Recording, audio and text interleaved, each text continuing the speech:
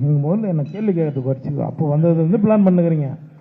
சீனுங்க, சீனில் தான் சிகரெட் பிடிக்கிற மாதிரி ஒரு விஷயம். விக்ராந்த் நான் இல்லை ஒரு ஏரியாவில் ஆக்சுவலாக அவர் சிகரெட் குடிக்கவே மாட்டேன்ட்டாருங்க. நான் தான் அவர் பற்றி கையில் தான் வச்சுருக்காரு. அது ஆக்சுவலாக படத்தில் பார்த்தீங்கன்னா அவர் குடிக்கவே மாட்டார். போக வந்தால் போட்டுருவீங்களா? என் பேரில் போட்டுருவீங்க சார்.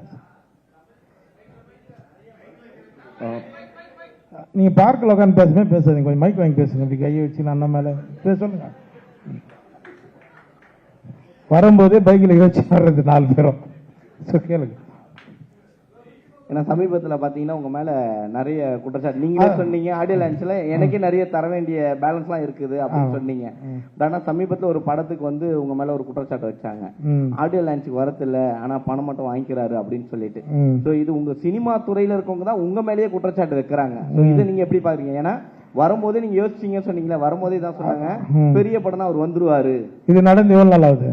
நடந்து என்னன்னு சமீபமாக 1 வாரம் இல்லை 2 வாரம். அது 1 வாரத்துக்கு முன்னாடி நீங்கள் என்ன வந்து கேட்டிருக்கணும். சரியா? அந்த படத்தில் 2 நாள் நடித்தவன் நான் அந்த லிஸ்ட் எடுத்து கொடுத்துறேன். நீங்கள் அந்த படத்தில் கேளுங்க, இந்த படத்தில் என்ன பண்ணணுமோ அதை பற்றி பேசுங்க. இப்போ சொன்னார் இல்லையா, சுரேஷ் சார் சொன்னார் இல்லையா, கரெக்டான ப்ரொடியூசர், தரமான ப்ரொடியூசர். நான் வந்து சத்யஜோதியில் வந்து தியாகராஜர் கம்பெனியில் வந்து நான் ஆரம்ப காலத்துலேருந்து அவங்ககிட்ட வாய்ப்பு கேட்டு அவங்க ஆஃபீஸில் என்ன இன்னைக்கு அவங்க ஃபேமிலியெல்லாம் ஒரு தடவை தான் பண்ணிட்டு இருக்கேன். அவருக்கு என்ன டைம் கேட்குறோ அந்த டைம் வந்துடும். அந்த ப்ரொடியூசருக்கு எல்லாருமே நாங்கள் சப்போர்ட் தான் பண்ணுறோம். நீங்கள் எடுத்து பாருங்கள், அவங்கள கூப்பிட்டாங்க, நம்ம உட்காந்து பேசிடுவோம். அது கரெக்டாக இருக்கும். நம்ம 2 பேரும் அதை பேசுவோம். உங்கள் கேள்விக்கு நான் பதில் சொல்கிறேன். அவங்கள கூப்பிட்டாங்க. டேரக்டர் சார், சினிமாவுக்கு வந்து 15 வருஷம் ஆகிட்டு. 15 வருஷத்தில் சின்ன கேரக்டரில் வந்து இன்றைக்கி இவ்வளோ பெரிய இதாக இருக்கீங்க. அவ்வளோ பெரிய ஹீரோ கிச்சா சாரே சொல்லுவாங்க, கால் ஷீட்டுக்காக நான் வந்து ஓடி வந்தேன், இன்ஸ்டால்மெண்ட்டில் தான் கொடுக்காருன்னு. இந்த வளர்ச்சியை வந்து எப்படி பார்க்குறீங்க? பெரும்பாலும் அதே மாதிரி இந்த ப்ரமோஷனுக்கு ரொம்ப வருது இல்லை. கிச்சா சார் ஃபங்க்ஷன் மீனாட்சிண்ணா நிறுத்துங்க. தெரியும், 22 வருஷம் ஆச்சு, 15 வருஷம் கிடையாது.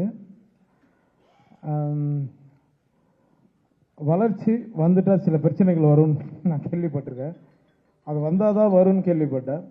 அது என் லைஃப்பில் வரும்போது நான் கொஞ்சம் வளர்ச்சி அடைஞ்சிக்கன்னு நினைக்கிறேன். நான் இவ்வளோ 22 வருஷம் கஷ்டப்பட்டதுக்கு நான் வளர்ச்சி அடைஞ்சிட்டேன். அவ்வளோதான். ப்ரமோஷனுக்கு நீங்கள் வரதே இல்லைன்னு கொஞ்சம் எல்லாருமே சொல்கிறாங்க.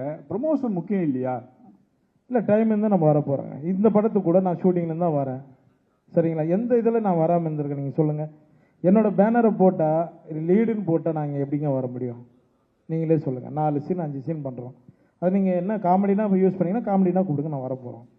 நீங்கள் பேனர் பெருசாக அடிச்சு என்ன கூப்பிட்டா நான் எப்படி வர்றது? நீங்களே சொல்லுங்கள். அதுக்கும் நிறைய வந்து போயிருக்கும். சரிங்களா? அடுத்து வாங்க, இந்த கதைக்கு இந்த படத்தோட பற்றி பேசுங்க. மீனாட்சிண்ணா சார் சொல்லுங்கள் சார். நம்ம கிச்சா சார் கொடுக்க நடிக்கும் போது உங்கள் காமெடி டைமிங் எப்படி ஒர்க் அவுட் ஆச்சு? இல்லை சார், அவரே நிறைய சொல்லி கொடுத்தாரு சார். உங்களுக்கா? ஆமாம், எனக்கு அவர் நிறைய விஷயம் சொல்லி கொடுத்தாரு. நீங்கள் வேணால் டேரக்டர்கிட்ட ஒரு வார்த்தை கேட்டு பாருங்க. ஏன்னா அவர் ரொம்ப நிறைய சென்சிபிளாக காமெடியாக நிறைய விஷயங்கள், நிறைய ரியாக்ஷனும் அவர் தான் சார் தான் சொல்லி கொடுத்தாரு. ஏன்னா நம்ம வந்து தளபதி கூட அவங்க கூட எப்படி நடிக்கிறோமோ அதே மாதிரி தான் இவர் அவங்க எப்படி பழகுவாங்களோ அப்படி தான் இவரோட பழக்க வழக்கம் இருந்தது. அதனால தான் ரொம்ப ஜெல் ஆகிட்டோம் ரொம்ப. அதனால் அவர் சொல்கிறது எல்லாமே ஈஸியாக நாங்கள் பண்ணோம். சாரி சார், உண்மையை சொல்லிட்டேன் விஜய் சார். ஏன்னா 2-3 ரியாக்ஷன் நிறைய விஷயம் சொல்லி கொடுத்தாரு. அங்கே நான் தான் சொன்னேன் சார், என்கிட்ட சொல்லுங்கள்.